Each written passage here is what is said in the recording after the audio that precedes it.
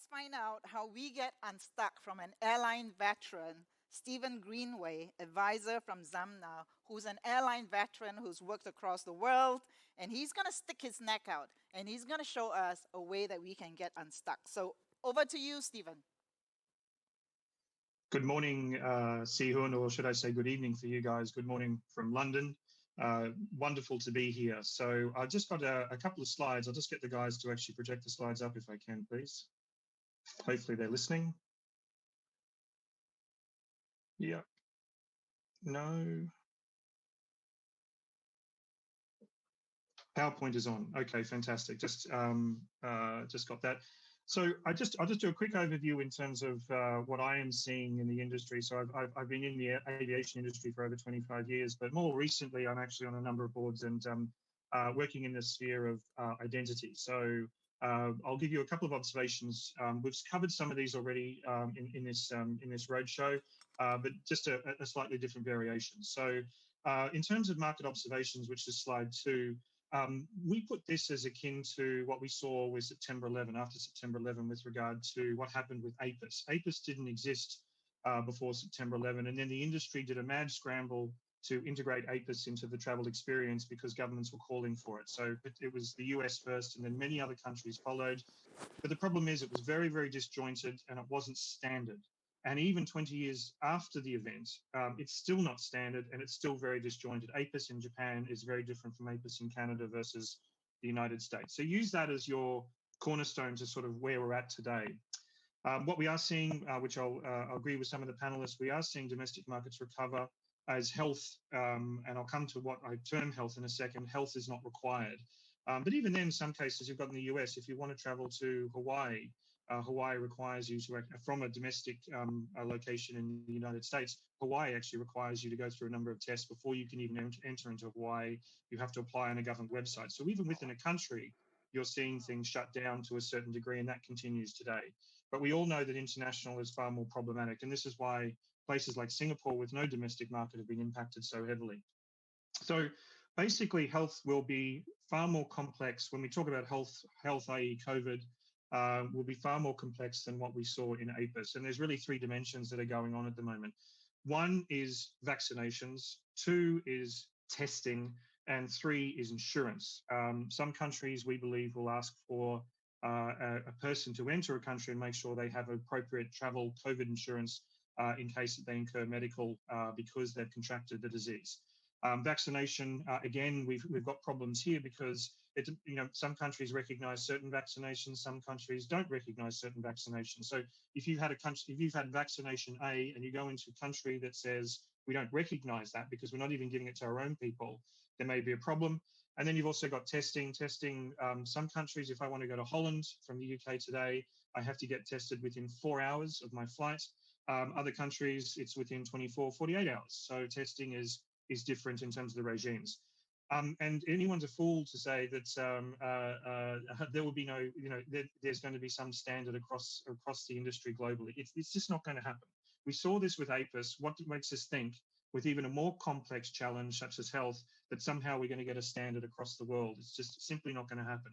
We see standards by country and jurisdictions. We see bilateral agreements. So Hong Kong and Singapore, we were talking about Singapore and Australia, or region-wide agreements such as the European Union here in up here near the UK. And it does create barriers to travel and travel journey friction.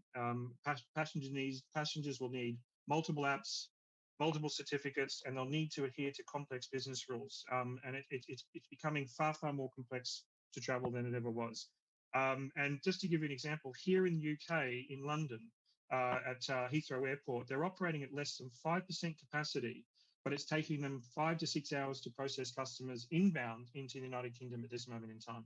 So that's the pressure we've got. So everyone's going, summer's going to return, there's going to be a boom, but we can't even process 5% of the total capacity of Heathrow at the moment with wait times of 5 or 6 hours. Imagine if we even get up to 20%, what the wait times will be. Slide number 3, how do we tackle health? Because this is the key thing that opens up travel, that gets demand moving, that will see hopefully our industry be restored to a level that we are familiar with. To be honest, at first it's going to be chaos. I speak here in Europe Everyone was planning their holidays, particularly in the UK, where we announced the lockdown easing over time. We were told by the government, yep, start planning your summer holidays. And now the government's saying, nope, don't plan your summer holidays. Don't even plan to go overseas until late summer, but we don't know what late summer is. So I think, particularly in Europe and so forth, we're going to miss out on what we call Northern Summer this year again, which is going to be devastating for the industry. But there is going to be chaos first in terms of standards, regulations, and all of this. No country has defined it in a particular way that can be adopted by other countries. The link is to get identity, your identity, a passenger's identity, and health working together.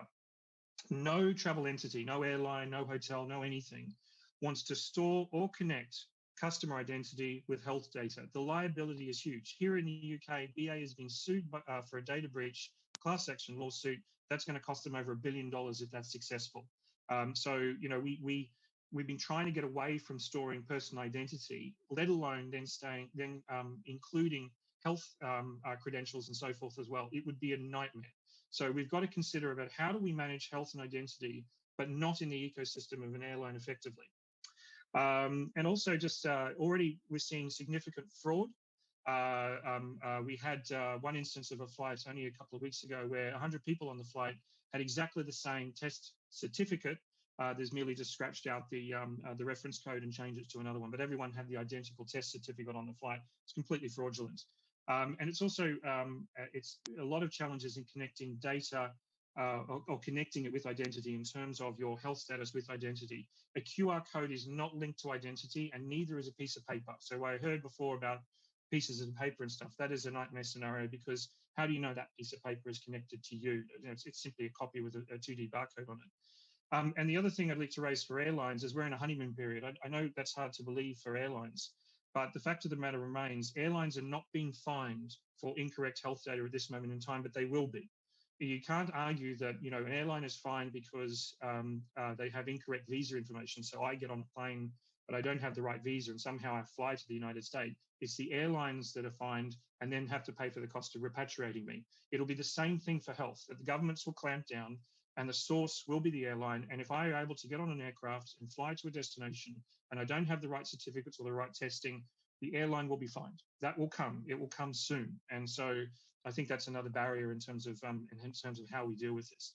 So the final slide 4, please, guys, from the Web and Travel guys, is a concept that is, if you're not familiar with identity, it's something that you're going to have to become very, very familiar with quite soon. And some of the parts of this have actually been explained already by the panel and so forth. But what we're really talking about, there's a term in the identity space called self-sovereign identity. And what we do require as an industry is a radical change to be able to accommodate health and to get the industry back to the demand levels that we are used to, and that will take some time. So we have to embrace SSI, or self-sovereign identity, but not classical SSI. So I'll go in and explain that a little bit further, but essentially SSI gives individuals control of their digital identity, but exposes the organization commercially. That is the classic SSI.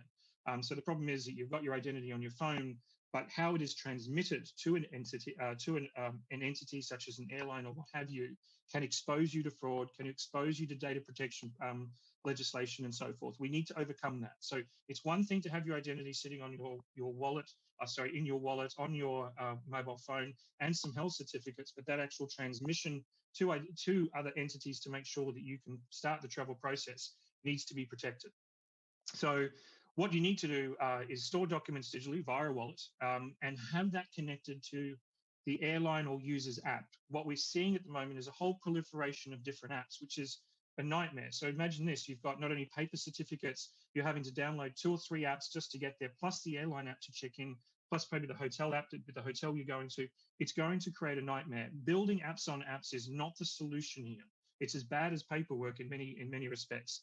So that's what we need to do. So you need to build, have your identity and your certificates and so forth built into the wallet, that is built into the travel provider's app, such as an airline, not a separate app, in order to maintain the relationship for the organization. So let's say Singapore Airlines, plus also the customer, keep that relationship going because you're embedded in that airline's app. The final thing is you need to make identity persistent. So this is about connecting the dots in a GDPR secure way, so a data protection secure way without creating process or friction for the traveler. So it's basically the ability to be able to seamlessly connect. And this is where you've got a, let's call it SSI 2.0, where you've got the ability to seamlessly connect an organization securely without controlling, processing, or exposing personal data, and without breaching data protection provisions. That's the key thing, is that link between the individual and the airline that needs to be addressed more than anything else. And it also needs to allow for accurate data, verified data. We know with APIS, as an example, 30% of passengers put APIS data in incorrectly. So with health being exponentially more difficult, you can imagine how difficult it's going to be to actually have correct data to be able to process the customer along their travel journey. They're going to fail when they get to the airport. They're going to have the wrong certificate within the wrong timeline and so forth if you don't get this right. And that needs to flow into end-to-end systems. Otherwise, it's just rubbish in and rubbish out. And we're not going to be able to control that. Verified health docs need to be connected with verified identity. We need to avoid fraud, and also the original health identity disconnect, which really put us into lockdown in 2020. So again, it really needs to be about self-sovereign identity. It needs to be out a new generation of self-sovereign identity that makes sure that you're not exposing your data as it's transmitted to an entity of travel, such as an airline or a hotel or a government authority. That's really key. Over to you, Sihun. Okay, thank you.